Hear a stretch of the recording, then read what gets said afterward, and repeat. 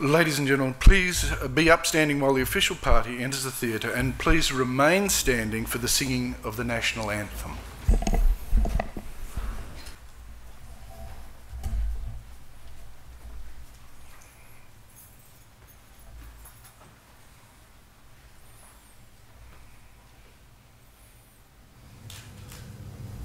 Australians, oh, let us rejoice, for we are young and free. We've golden soil and wealth for toil. Our home is girt by sea. Our land abounds in nature's gifts of beauty, rich and rare. In history's page, let every stage advance Australia fair. In joyful strains, then let us sing, advance Australia fair. Ladies and gentlemen, please be seated. I now invite Mr. Kim Collard to provide the welcome to country. Thank you very much, Steve, and I'd like to begin by thanking Curtin University of Technology for following correct Aboriginal protocols and acknowledging and recognising the traditional custodians whose land we gather upon this morning, the Whadjuk people. And for those in the audience, the Whadjuk are one of the 14 different clan groups that make up the total Noongar nation of the southwest of Western Australia. I've been bestowed a great honour here this morning, and that's to be asked to represent my Noongar people, and most importantly, Mandurah Gamanga, my ancestors. And it is with their permission that I accept that responsibility and feel very humble and honoured for the privilege bestowed upon me this morning. And I only hope that I can do them proud today in welcoming distinguished guests, previous John Curtin medalists, past dignitaries of the family of Curtin University of Technology, and particularly the 2012 John Curtin medalists and winner, their families and friends, ladies and gentlemen, to Curtin University of Technology for the 2012 John Curtin Medal.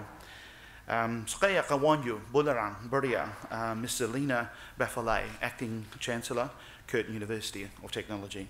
Kaya Kawanyu, Professor Colin Sterling, Acting Vice Chancellor, Curtin University of Technology. Kaya Kawanyu, John Curtin Medalist, Nuna Morat, Nuna Mardain, Bularang Mamakayak Yakulin, Curtin University of Technology 2012 John Curtin Gathering. Hello and welcome to Miss Zelina Bafalay, Acting Chancellor, to Professor Colin Sterling, Acting Vice Chancellor, John Curtin Medalist. Ladies and gentlemen, your families and friends, we welcome you to Curtin University for the John Curtin Medal ceremony.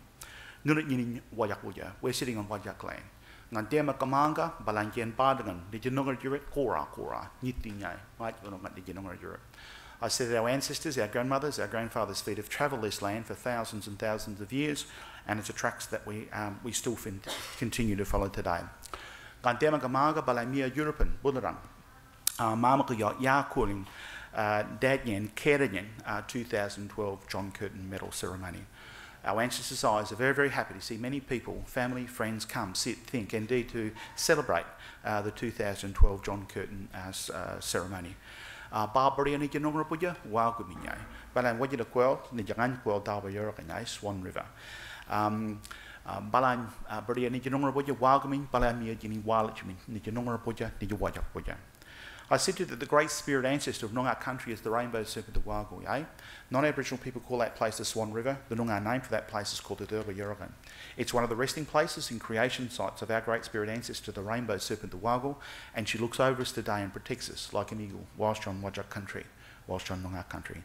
Sakaya Bularang, Mamakayak, Yakulin 2012 John Curtin Medal ceremony. Welcome everybody to celebrate the 2012 John Curtin ceremony.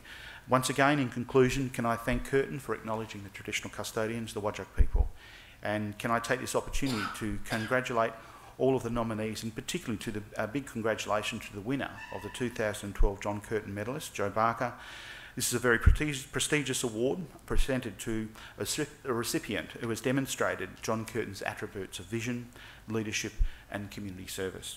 I bring with me blessings from the Noongar elders and particularly my Noongar community in wishing the winner a hearty congratulations for being recognised in displaying the attributes of a great Australian leader of which this great institution has been named after. Thank you very much.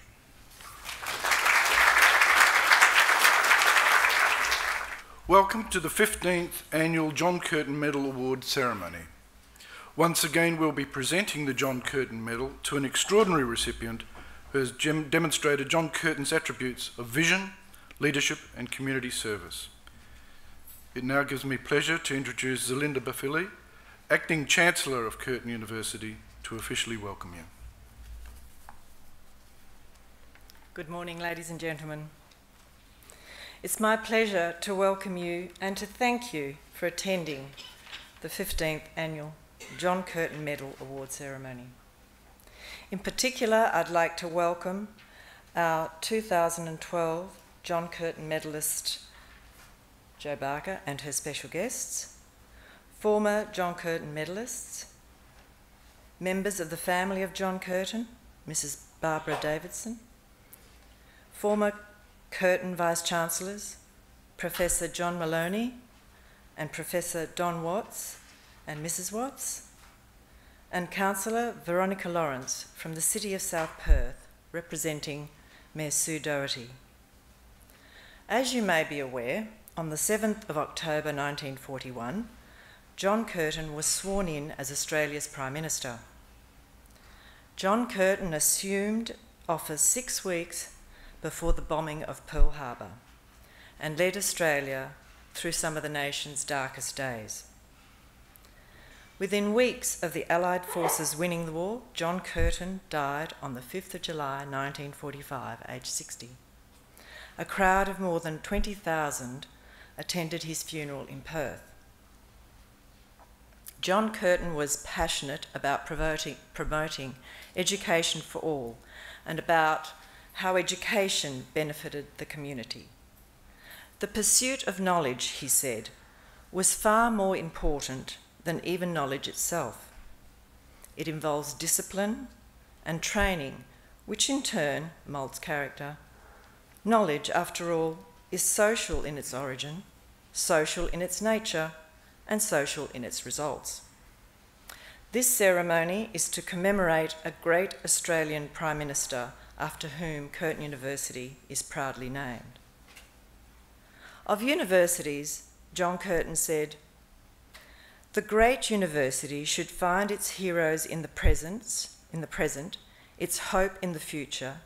It should look ever forward."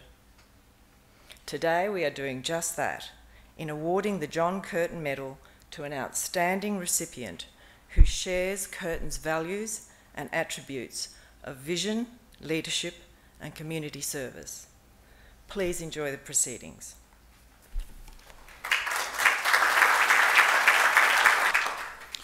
Thank you, Acting Chancellor. I now invite Curtin's Acting Vice-Chancellor, Professor Colin Sterling, to acknowledge our former medalists, particularly those who have joined us today.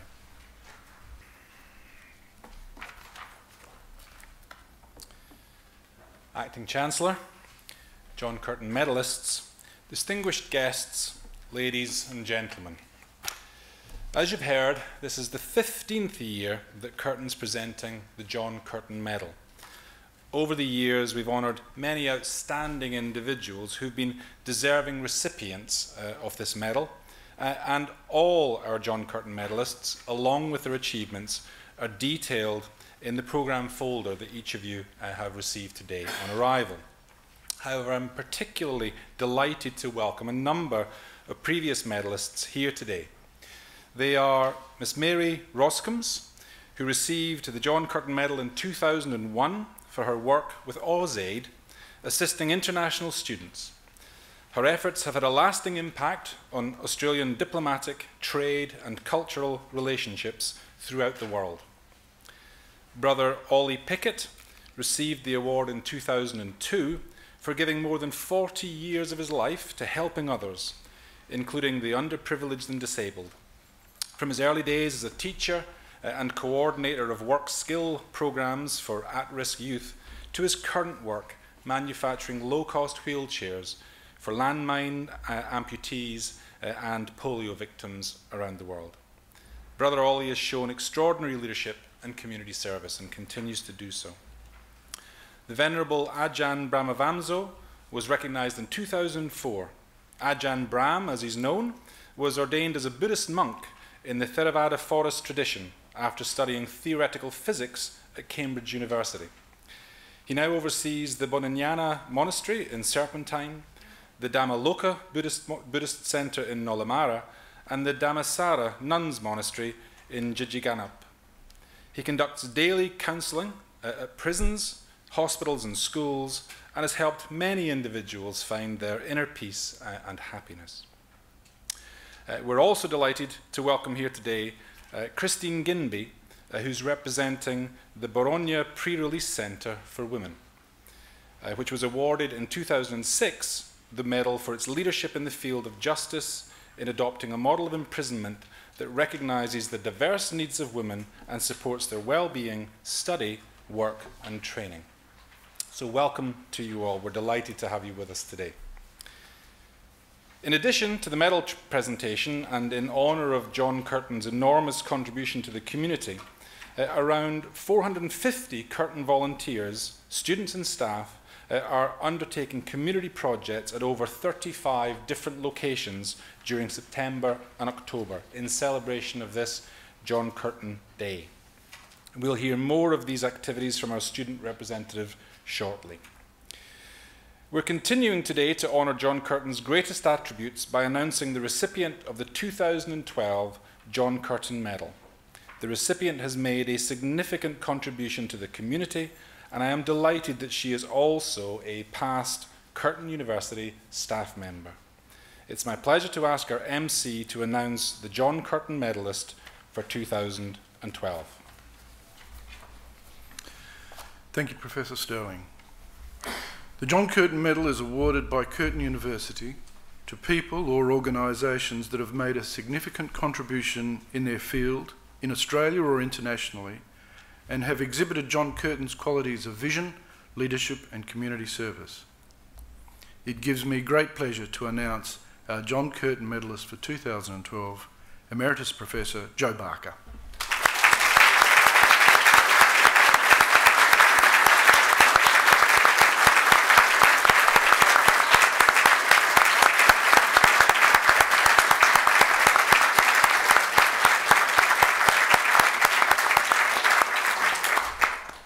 I now invite Professor Sterling to read Jo's citation.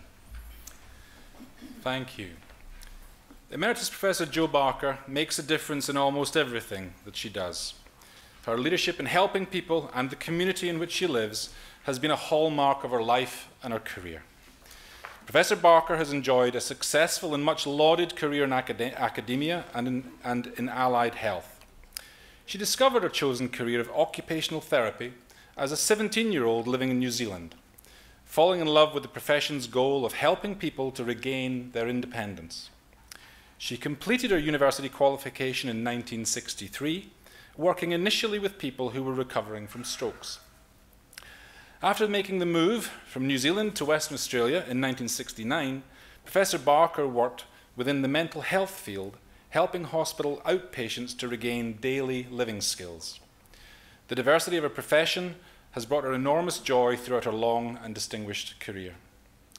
Professor Barker joined Curtin University in 1979, instantly stepping into the role of Head of Occupational Therapy, a position she held until 1993. She embraced the world of academia, becoming the first occupational therapist in Australia to complete a PhD in 1988. Well done. Her doctorate researched fairer ways to assess occupational therapy students on clinical placements, leading to a very real change in how students were assessed. She has achieved this remarkable feat while single-handedly bringing up her son Andrew and working full-time. Throughout her career, Professor Barker fearlessly pushed her vision to have occupational therapy recognised as a field of major importance in the health sector, and has never lacked the courage to take on new and challenging roles. Demonstrating her outstanding leadership, she was the first female board member of Perth's Sir Charles Gardner Hospital, and subsequently its first female chair. She was also the first Australian president of the World Federation of Occupational Therapists. After retiring in 2001, she and her husband David, who she met at Curtin and married 21 years ago, settled in Mandurah. But for Professor Barker, retirement doesn't seem to have been an option. For a decade, she served as a chair of the Mandurah Performing Arts Centre, using her exceptional leadership and interpersonal skills to restructure the board, recruiting members with the necessary financial, governance and strategic abilities to raise the public profile of the centre and create a much more stable management environment. She's also steered the creation of a new vision for the centre, overseeing the recruitment of an experienced festival director to develop its programming activities and help reorganise the centre's volunteer team, which today is more than 480 strong. She effectively drove the transformation of the underutilised landmark building into a cultural hub for the region, a major draw for visitors and a provider of performance training for the local community.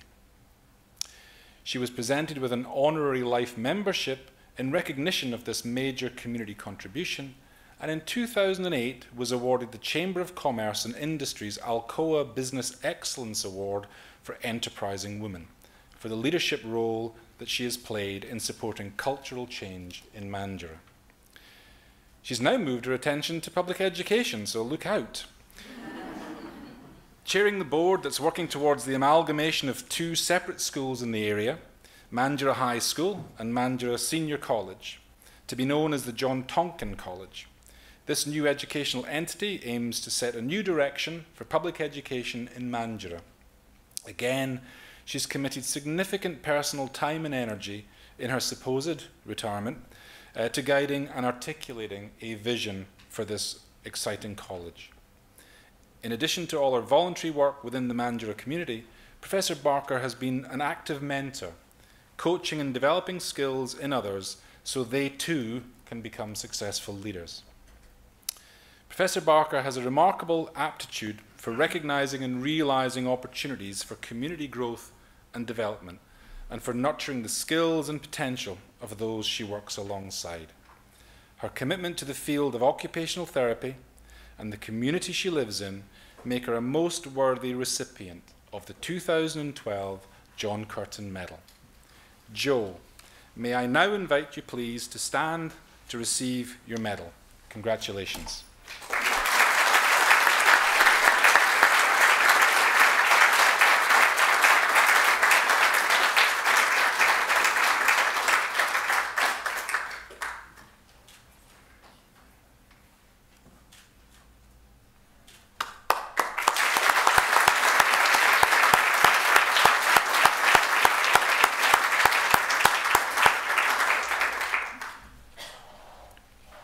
Jo, could you please be upstanding while the Acting Chancellor delivers the John Curtin Medal charge?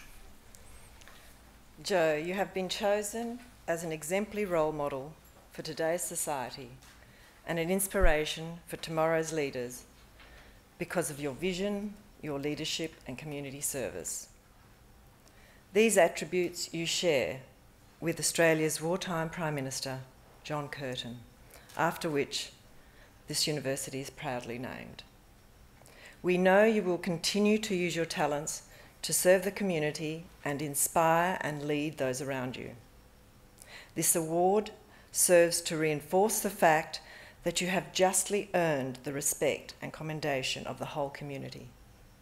Ladies and gentlemen, I present to you the 2012 John Curtin Medalist and invite you to stand and to join me in recognising her outstanding vision, leadership and community service.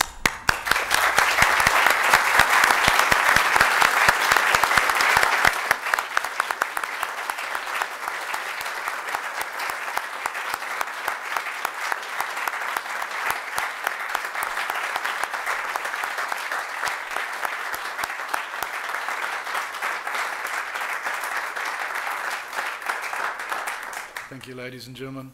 I now invite Jo to respond.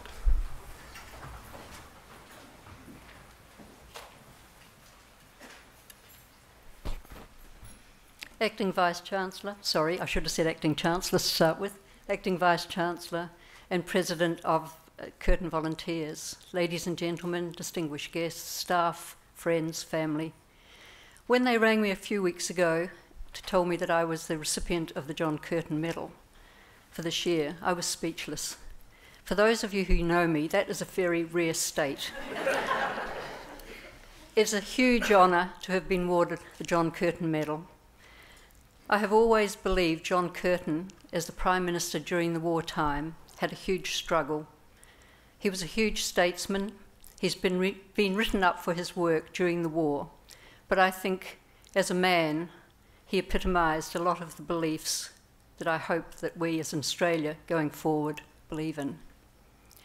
When I thought about my career over the years, and it has been a fantastic career, thanks to a lot of people, I decided today to thank some of those mentors, friends and people who've actually helped me, because I don't believe that we ever do anything on our own.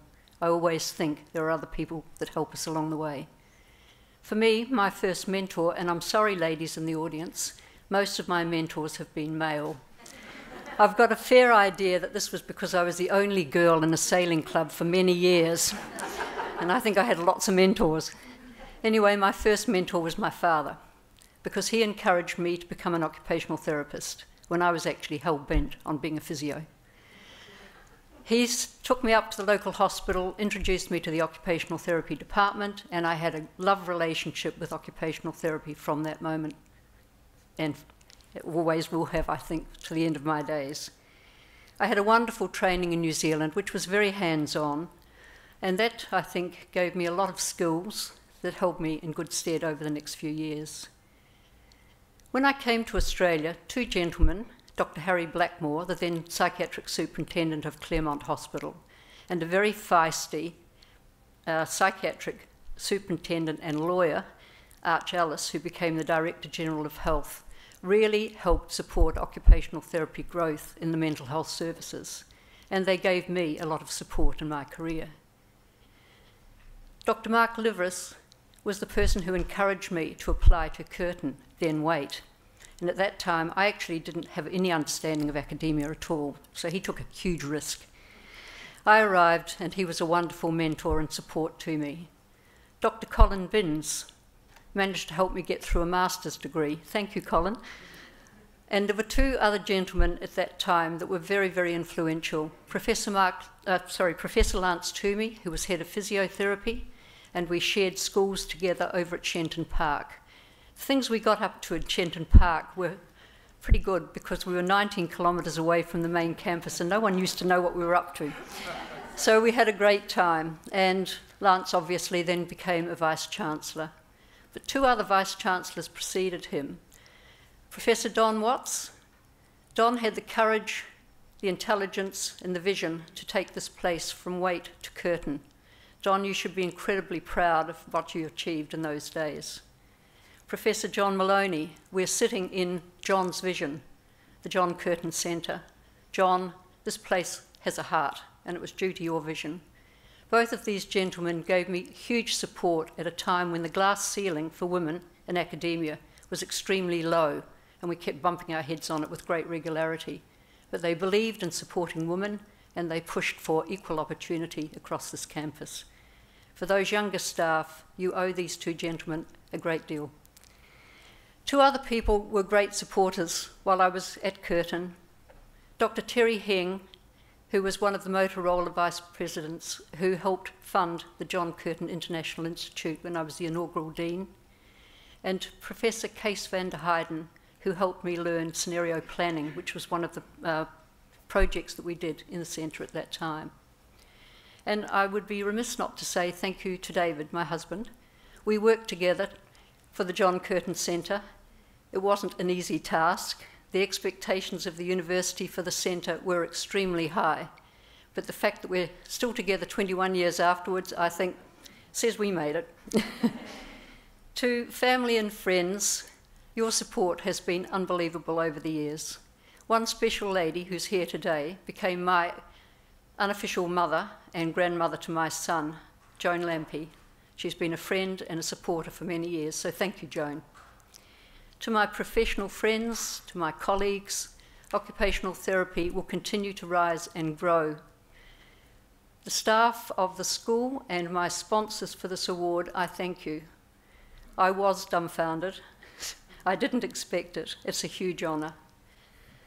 I would also like to thank my local, national and international colleagues in occupational therapy. The World Federation was a very big and important part of my life.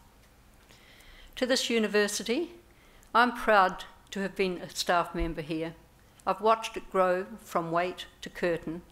I've seen it develop into a multicultural, very exciting, very innovative university, and I'm extremely proud to have been part of that growth. This medal means a huge amount to me. I will honour what you have given me.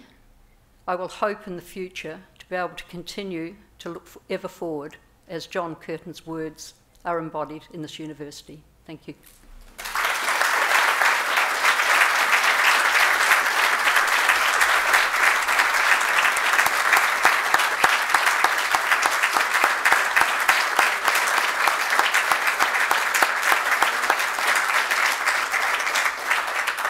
Thank you, Jo.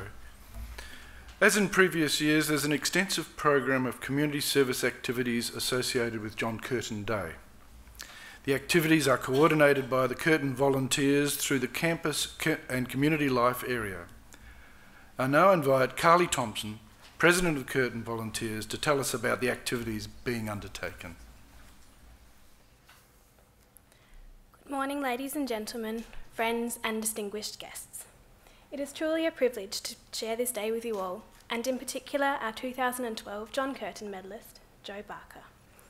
In celebrating your achievements, we reflect on the values of the 14th Prime Minister of our country. John Curtin was widely revered for his vision and leadership, and the value he placed on community service. The recipients of the John Curtin Medal, past, present and future, ensure that those values continue to shine through and be distinguished in our community. Curtin Volunteers also strives to embody the ideals of the namesake of our university, especially through our largest community project, John Curtin Weekend. From its beginnings as John Curtin Day in 1999, JCW now gives more than 500 volunteers the opportunity to visit nearly 40 sites in country and metropolitan Western Australia. JCW 2012 will finish this coming weekend with trips to Collie, Dardanup, Cunanuppin and Swancare. The photos you see behind me are of the other 31 sites we have visited this year throughout September and October. And I think you'll agree, the smiles on the volunteers' faces really do say it all. A project of this size and reputation, however, would not be possible without a team of dedicated and incredibly passionate people. Mark Phillips, the Student Development Officer from Curtin Volunteers, and Kate Frusher, the JCW intern, have supported the amazing Maureen Meredith in this year's JCW. Mark and Kate join us today in paying tribute to the volunteer bus drivers, the regional coordinators, and each and every site leader who make this project one of a kind. At CV, our mission is to create and support community initiatives which seek to build bridges both locally and internationally. For the first time this year, JCW has left its mark in England, as well as returning to Curtin Sarawak campus in Malaysia. Personally, I was incredibly fortunate to lead a group of 10 volunteers on a JCW to Bakers Hill. The weekend we shared together was at the Communities Riding for the Disabled facilities, set around a bushwalk and a true Aussie barbecue. It was the next day, however, as we helped to clean up the town's local park area, that something struck me profoundly. Having been involved in 3 JCWs now, including one to Cunanuppin to help at the town's hospital fete, I have now come to terms with what JCW really means to me.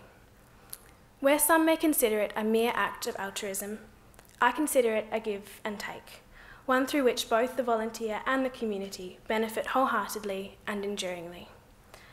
I believe this was what John Curtin stood for and valued in community service, and it is certainly what our John Curtin medalists exhibit through their aspirations and achievements.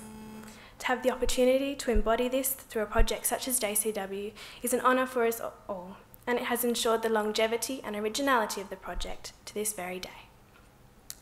JCW brings together people from all walks of life. Even within our small group in Bakers Hill, there were 2 young men from Vietnam, another from China, and 2 American study abroad students. As luck would have it, one of the community members had just returned from living 20 years in Indonesia. This great diversity in cultural background and life experiences certainly added colour to the conversations around the dinner table. Furthermore, this was exemplified when 2 of our international student volunteers, Johnny and Henry, offered to paint the new facilities at the town's fire station. They were given white overalls and a paintbrush, and as the saying goes, it was like kids in a lolly shop. The smiles on their faces were something quite special to witness. And those smiles only widened more when Johnny and Henry were offered a lift back to the local park in the Bakers Hill fire truck. The trips create a community within a community for a weekend, one of learning, sharing and understanding. At the end of it all, the volunteers arrive back from their sites and disembark the buses at the designated drop-off point, just metres from the John Curtin Ministerial Library. The experiences of the weekend live on thereafter, and the stories of JCW are retold long after the weekends themselves. It is an immensely rewarding project to be involved with, and one which I truly believe echoes John Curtin's vision for a country in which men and women, not bricks, mortar and wealth, would have the highest value.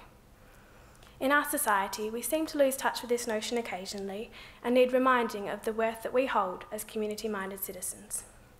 JCW fills that need perfectly, and therein exemplifies the values of vision, leadership and community service for which John Curtin will always be remembered.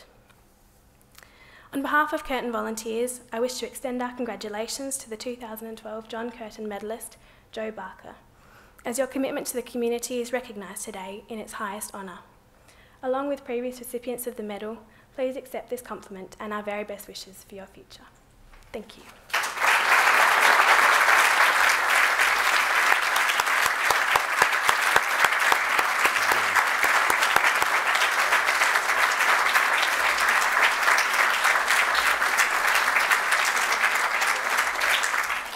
Thank you, Carly.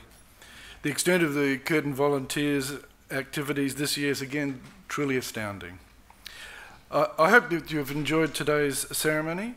This concludes the formal part of the celebrations, and I'd like to thank you for your attendance and invite you to enjoy a buffet lunch in the Brodie Hall atrium of the gallery just behind me.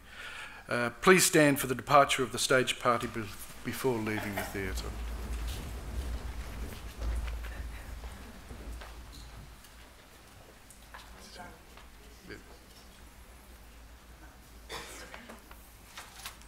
Thanks very much, ladies and gentlemen.